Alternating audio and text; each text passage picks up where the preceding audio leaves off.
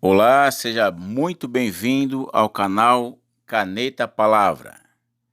Texto escrito e narrado por Senhor Codinome. O zumbi dos palmares que não está no livro da escola. Olá, humanos. Há pessoas que se beneficiam com o problema. Há pessoas que se sentem bem conservando o problema. E há pessoas que se sentem aliviadas a insinuar para outros que se importam com o problema. E há pessoas que querem resolver o problema. Responda em pensamento. Qual é o tipo dessas pessoas você é? Seja a sua verdade. Há pessoas que desconhecem fatos importantes relacionados à sua luta e agem por desconhecimento. Em muitas escolas e em muitas faculdades, as informações passadas sobre Zumbi dos Palmares são meras conveniências com propósitos políticos. Quilombo quer dizer esconderijo na mata. Na capitania de Pernambuco, hoje estado de Alagoas, localizava-se o Quilombo dos Palmares, na Serra da Barriga, hoje município de União de Palmares, a 90 quilômetros de Maceió. Quilombo dos Palmares existiu por volta de 1600 a 1695. Relatos, estudos arqueológicos mostram que a região Serra da Barriga realmente foi um refúgio para os escravos fugitivos. Na verdade, o Quilombo dos Palmares era uma rede de 12 quilombos, que ocupava uma área de 200 quilômetros quadrados, ligados por trilhas na mata. O conjunto daqueles quilombos chegou a abrigar cerca de 20 mil pessoas. O mais emblemático era o Quilombo do Macaco, onde vivia cerca de 8 mil e surgiu por volta de 1600, onde viveu o Zumbi dos Palmares, que foi batizado na Igreja Católica e recebeu o nome de Francisco. O termo zumbi era um título. Nos quilombos não viviam apenas escravos fugidos de seus senhores, viviam índios e brancos fugidos da lei. Gangazumba foi um líder do quilombo. Gangazumba significa grande lorde, pois diziam que ele descendia de uma princesa. Ele tinha a seu comando ministros, guardas, serviçais. No quilombo ele era, inclusive, um rei absoluto.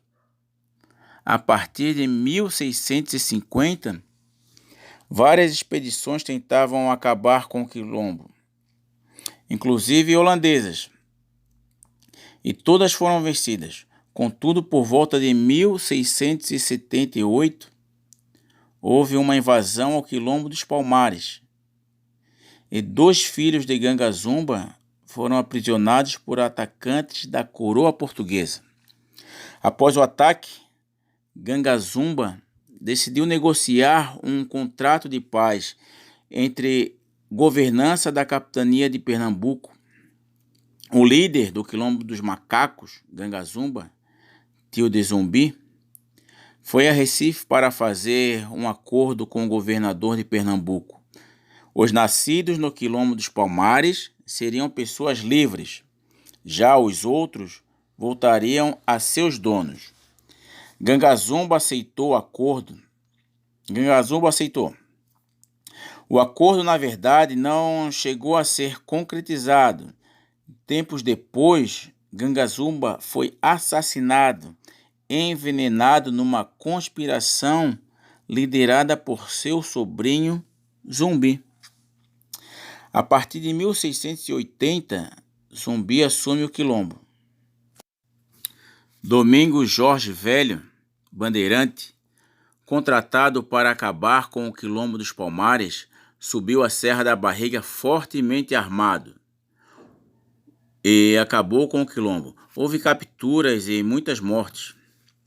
A Serra da Barriga foi invadida por mais de 6 mil soldados em fevereiro de 1695, chegando ao fim o Quilombo dos Palmares.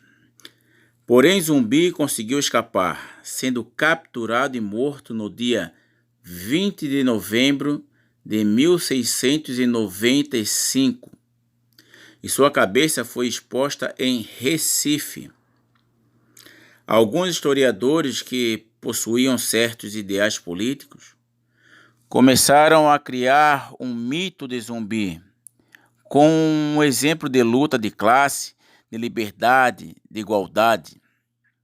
A história de Zumbi deve ser contada sem nenhuma intenção política, e sim ser contada a sua história, deixando com que o receptor da história faça as suas conclusões sobre os feitos ou as omissões de Zumbi.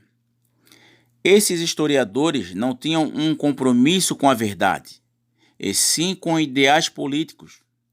Há pouquíssimos, ou quase nada, documentos oficiais sobre a história de Zumbi.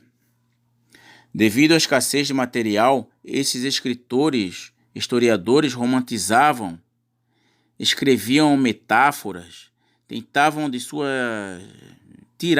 suas cabeças imaginações e colocavam no papel. É compreensível que Zumbi seja usado por alguns como um símbolo de liberdade, porém, pense por si mesmo e separe o mito da história. Alguns historiadores afirmam em seus livros que o Quilombo dos Palmares era uma reescrita de tribos africanas, que tinha organizações parecidas com as de tribos na África, que ele era uma reafirmação da cultura e do estilo de vida africano.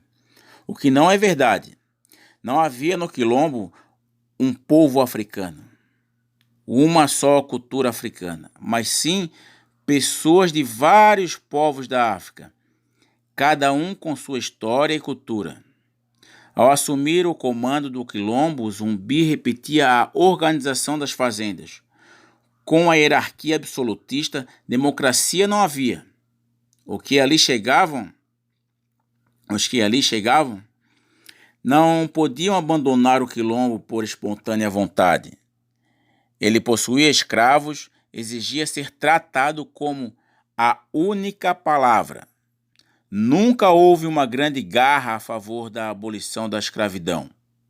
Segundo alguns historiadores, a palavra escravo vem do latim eslavus, que significa pessoa que é propriedade de outra. Eslavos, povos do leste europeu, dos quais descendem os poloneses, tchecos e vários outros, que foram escravizados em massa na Alta Idade Média.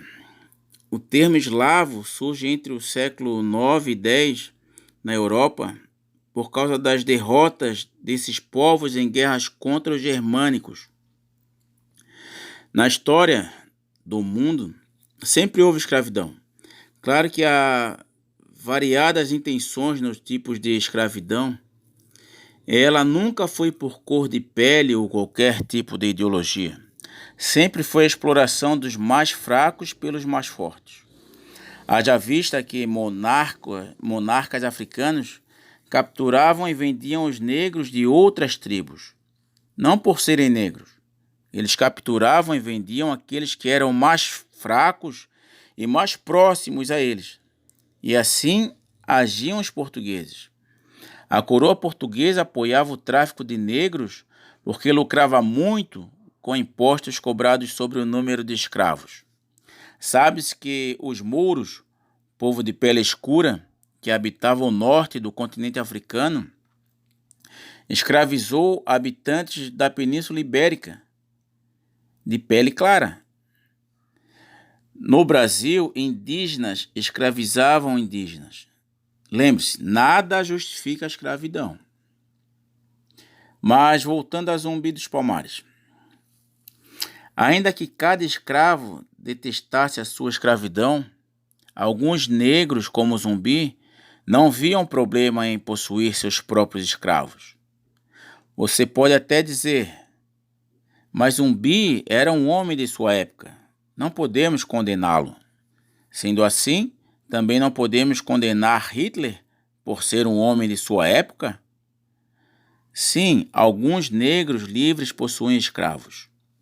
Alguns negros livres se tornavam até traficantes de escravos. Zumbi também possuía escravos. Sim, Zumbi resistiu à aniquilação pelos portugueses. Os habitantes de Palmares eram homens bravos, mas Palmares não era nem de longe exemplo de sociedade livre e moderna no mundo de escravidão colonial. Era uma sociedade escravocrata que quem entrasse não podia sair. Quando os guerreiros de Palmares faziam uma incursão e atacavam fazendas, eles capturavam negros para não libertá-los, e sim para servir ao quilombo. Apenas os escravos que chegavam lá por seus próprios meios eram homens livres, mas não podiam abandonar o quilombo, senão seriam perseguidos por capitães do mato do quilombo.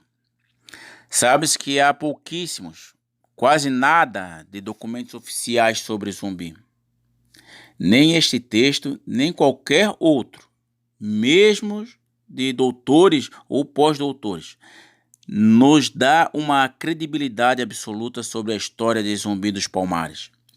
Todavia, podemos refletir se os livros das escolas que os pintam como herói têm compromisso em se aproximar da verdade ou estão a serviço de uma ideologia política. Há muitos documentos comprovando grandes feitos de pessoas de honra, negros e brancos, que realmente lutaram para a libertação dos escravos.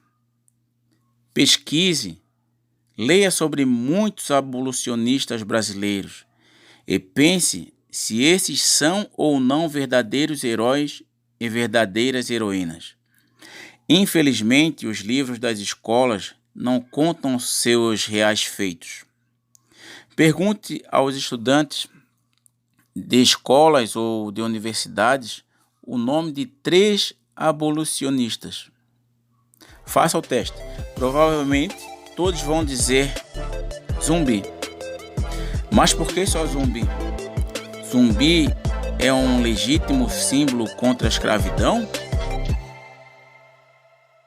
Este texto foi escrito e narrado por Sr. Codinome. Pesquisa bibliográfica.